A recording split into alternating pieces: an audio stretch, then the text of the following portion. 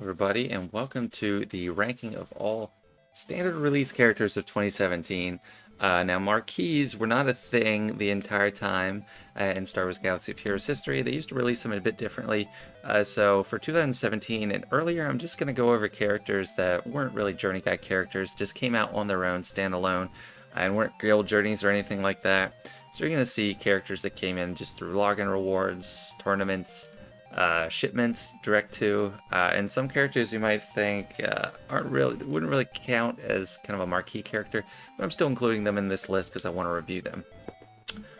So to begin, we have Director Krennic, and Director Krennic is a terrible character. The only reason he's in Relics for me is because he was required for Sith Eternal Emperor. He's not used as a leader. He has some AoE stagger, but otherwise not very useful at all. Next up, we have his buddy, Death Trooper. And Death Trooper is way better than the character he's supposed to protect. He has an ability called Krennic's Guard, which when you give him a Zeta has a synergy with Director Krennic, but he is basically never used with Director Krennic.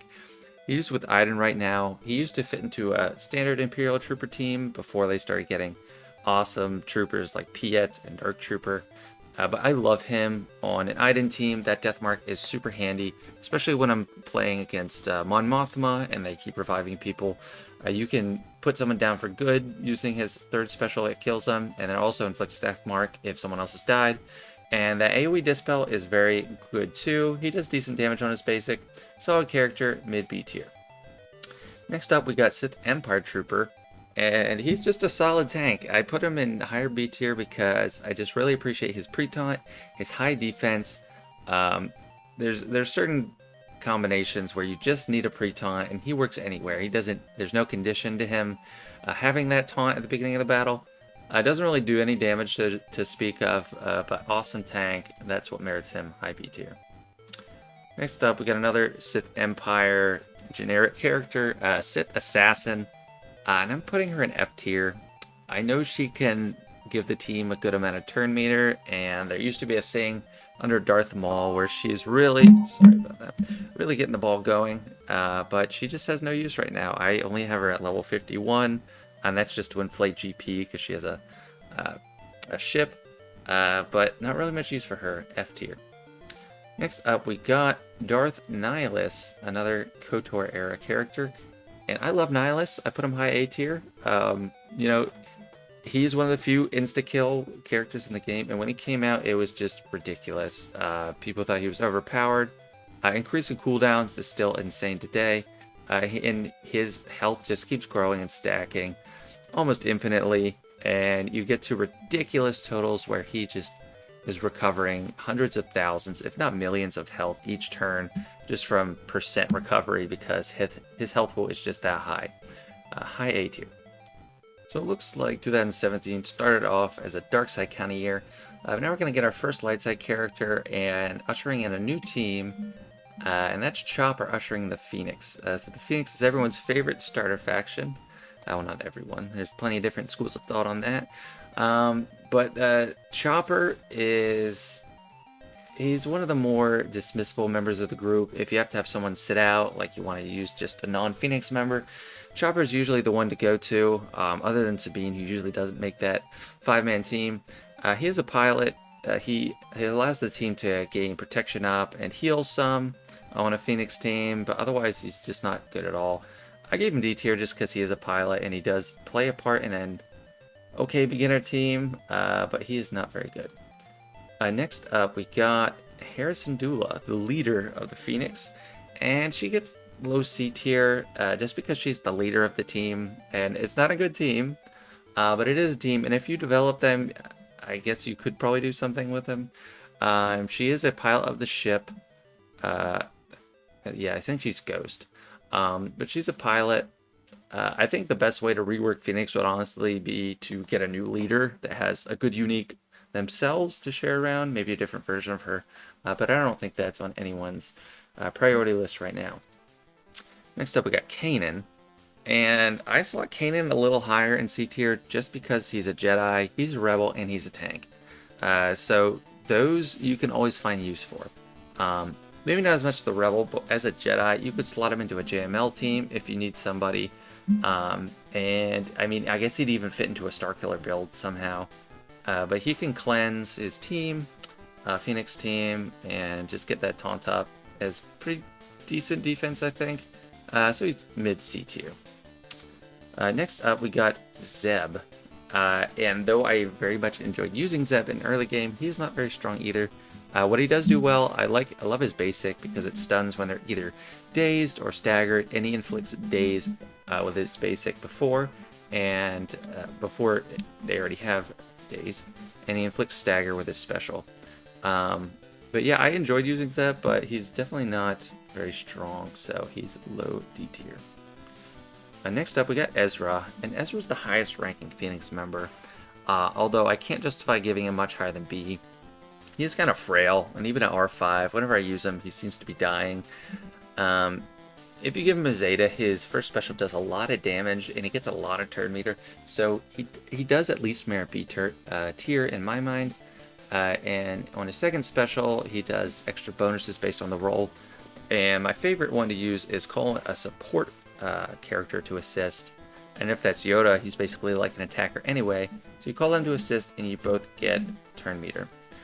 So Ezra's not too bad. He's the best Phoenix character for sure, so low B tier for him. Moving on for a bit from Phoenix, we got Pow, and Pow merits surprisingly high FC tier just because of his role within the Mon Mothma team. He's crucial to get that turn meter train rolling because he's always resetting his cooldowns when Rebel allies use a basic ability, and he grants offense up to the whole team, and he can kind of spam specials and just give himself turn meter too, so he gets that team rolling a little bit, which merits him high C tier. Next up, we got Bodhi Rook, and he's the pilot, but he's not a pilot in this game. He's useless. He's kind of a meme character as just being a character that has just nothing good about him in this game. I don't even know what he does, and I can't be bothered to look it up. Next, we got Sabine. She's higher D tier. The fact that she's a Mandalorian puts her above Zeb and Chopper, but she's usually the one left out on that Phoenix team. In a Mandalorian team, she can do a few things. She can inflict armor shred, she's got that AoE, but still not all that strong, so I can't really put her higher than D tier in my opinion. Next up, we got the Phoenix ships, and I'm just going to put them both up at the same time. We got the Ghost and the Phantom. Sister ships, they require the whole Phoenix crew to crew both of them, so it's 6 characters in total. They're B tier right now just because of profundity. That really bumps them up in viability. And I like the Phantom a little bit better than Ghost just because it reduces that cooldown on reinforcements, so you can get out another ship right away. And under profundity, when you call in Ghost second, you're going to dispel all debuffs on your team, all buffs on the enemy team. And the Ghost can do several good things as well. It calls basically a mass assist, puts another ship under stealth. It's got an AoE and inflict expose. It's a decently strong ship. Next up, we got more future Mandalorians. Future at the time they came out. We got Imperial Super Commando. He's F tier. Not really much of a use for him other than being a pilot. And we got his buddy Gar Saxon. Let me move myself a bit here. Gar Saxon. I've never seen any good use for him at a high level in the game. If you were to build him up, it would probably just be for Gauntlet, their ship, which I put in C tier. C tier isn't to say the ship isn't good, it's just it has limited use right now. I think if you have a built-up GAR and ISC, this can play a good role in the profundity counter with Executrix. But other than that, it's just kind of a role player and doesn't do all that much. It's not a key component in any main fleet right now, so it's C tier. Next up, we got Fulcrum, and I haven't developed mine, but she gets this high in B purely because of her territory war Omicron. Without that, she is not worthwhile really at all. She doesn't fit into any team, but the fact that she turns into a one-man team in a major game mode just definitely merits her being high B tier at least. She stacks her damage with all the buffs and that whirlwind, and she can even take out a Starkiller team. So maybe people are going to get more creative with their Starkiller teams, but the fact that she is that strong on her own gets high B tier. Next up, we're moving into some Ewoks, and I got Paplu first. Mid D tier for him. He's the tank, so he's not completely useless. He is a pretty chunky boy when you get him going. Ewoks don't really have much use right now in the end game. They need to unlock C3PO, so everyone gets them up to at least Gear 9 at some point or another. He does do a Dispel, I believe, on his special, and gets his taunt. But since he's an Ewok, I can't really justify getting him out of the D tier. Moving on to more Ewoks, we've got Logray. I put him at the top of the D tier, but I actually like him a lot as an Ewok. He's one of my favorites just because he inflicts daze on the enemy. He grants buffs, including Foresight, which is pretty strong. So nothing to sneer at for him. Nothing to sneer at for him. Within an Ewok team, he is one of the stronger ones. But stronger than him is Wicket, and Wicket is, if there is damage on an Ewok team, it's usually through Wicket. He gets bonus turns on his own. It's just kind of a coin flip whether he's going to get a bonus turn or not. He's got the AoE, just a damage dealer for Ewoks, which is not saying much, but that's why he merits low C tier. Next up, got a break from Ewoks, and this might be kind of controversial as to be on this list, but I got Hermit Yoda in S tier. And he was purchased through just the Get One currency and territory battles, but he doesn't show up, he doesn't count as a journey guide character. So I feel comfortable having him in this list. Because of that categorization, I have someone for S tier. Hermit Yoda is amazing. He slots into basically any team if you want him to. I mean, obviously you want him with Jedi if you can, but his abilities extend to any characters. Master's Training can go on anyone. It's weaker than if it goes on a Jedi, but it gives extra offense, a bunch of different benefits. And he can equalize the health of the whole team, heal them up, and grant Foresight up to people as well. It's super strong, that's why he merits S tier. Next up, we got some Smugglers. We got Veteran Han Smuggler. I think he's the better of the two. He gets low B tier. It's hard to put him. He could probably go ahead of Ezra. If you build him up very strong, he actually does a lot of good stuff. His AoE is awesome. AoE ability block with stun on one character, I think is very strong. He can double hit on his basic. He stacks armor penetration when you have his Zeta, so he can end up doing some pretty massive hits. But he's just not a priority right now. I don't know where you slot him. He can go with either Smugglers or Resistance, but there's not much room. There's basically one good Resistance team at a time, and Smugglers usually want Dash doing something else. So Vet Han does usually have kind of a home to sit in at this point, but I do think he's a solid character. Next up, we got his buddy, Vet Chewie. The best thing about Vet Chewie is his extra turns when either Vet Han dies, which Vet Han also has for him. I didn't mention that. But when Vet Han dies or a Resistance or Smuggler leader dies, then he just gets some extra turns. But he doesn't have the AoE with all the buffs like Han. He's just got a single target stun. So not quite as strong. Not a massive damage dealer. But he's decent enough to merit mid C tier, I guess. Hello there. Like and subscribe. Alright, getting towards the end of the list here for the year, we start getting some Nightsisters, starting with Mother Talzin. Now, I'm kind of torn about this. I did put her low A tier, and even though this whole thing is not going to be filled with A tier, but I want to make it clear, I think she's low A tier. Nightsisters aren't super viable in endgame right now. They don't have as much they can do, except for Daka and Zombie. But I love Talzin's leadership. Being able to get dead allies attacking, basically in a swarm, is very strong, and with the hope of reviving them. Even if you didn't have Daka, this is the one of 3 kind of revive mechanics that the Nightsisters have. So I did think you know, if they added different Nightsisters that were stronger, I still think you'd probably want Mother Talzin leadership.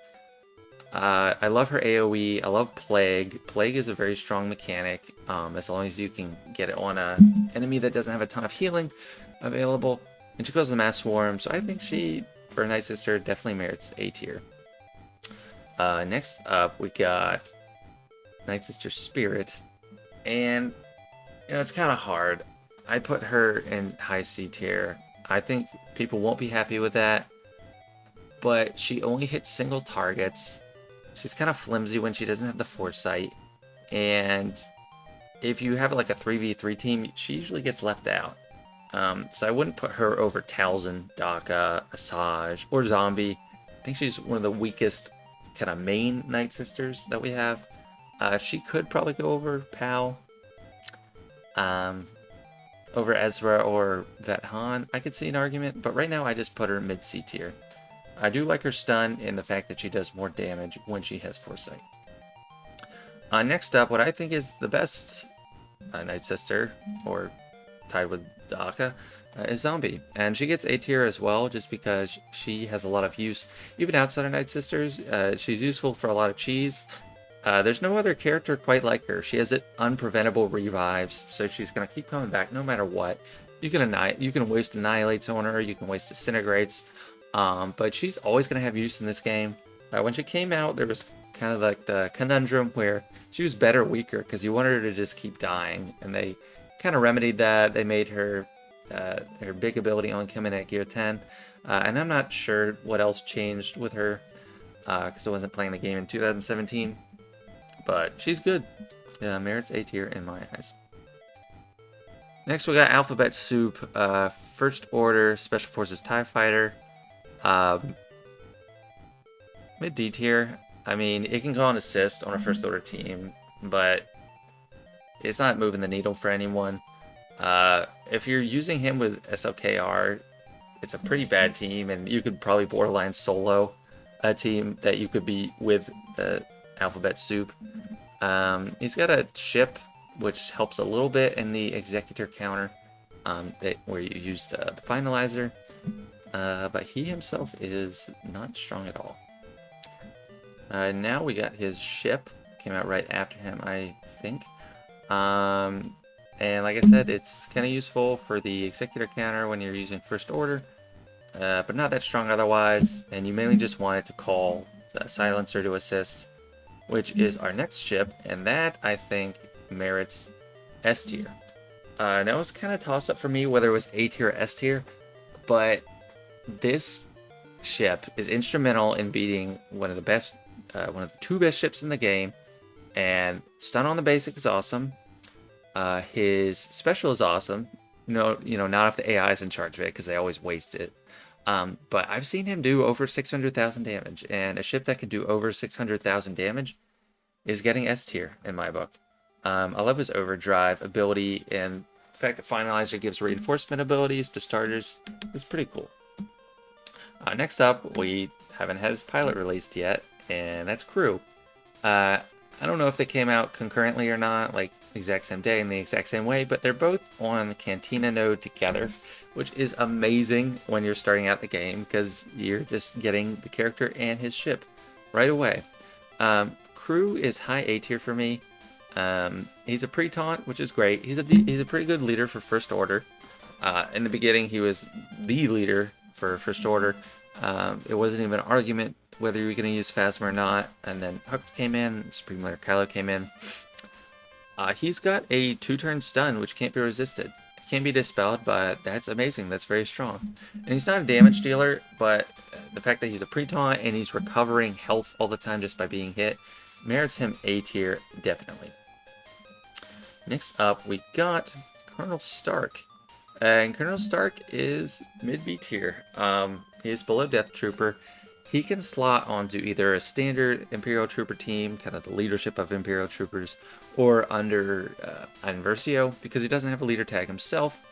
And he's just decent. He gives out a lot of buffs, offense up, can get the turn meter train rolling on standard Imperial Troopers, and he can dish out AoE stagger, which is pretty good. He's just a middling character. I could see him going lower just because he's kind of fallen off in use. But that's where I have him right now. And last, but certainly not least, we have the counterpart to Hermit Yoda, Wampa. And the only reason I have Wampa below Hermit Yoda is because his viability is entirely limited to GAC. He's not flexible at all. He has to be by himself to be useful. If you try to use him in Territory Wars, you're only going to beat trash with him. He's got that AoE daze outside, which still works outside of GAC.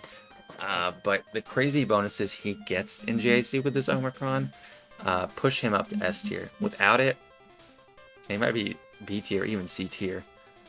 But yeah, he's a one-run wrecking ball. He's even beaten Sith Eternal Emperor.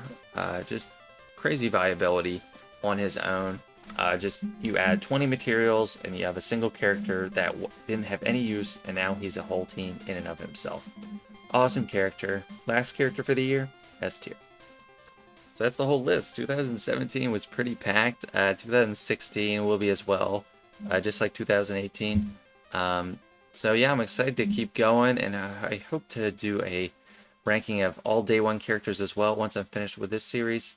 But let me know what you think. Who's ranked wrong? Who would you have higher, lower? This has been Sanjita. Thanks for watching.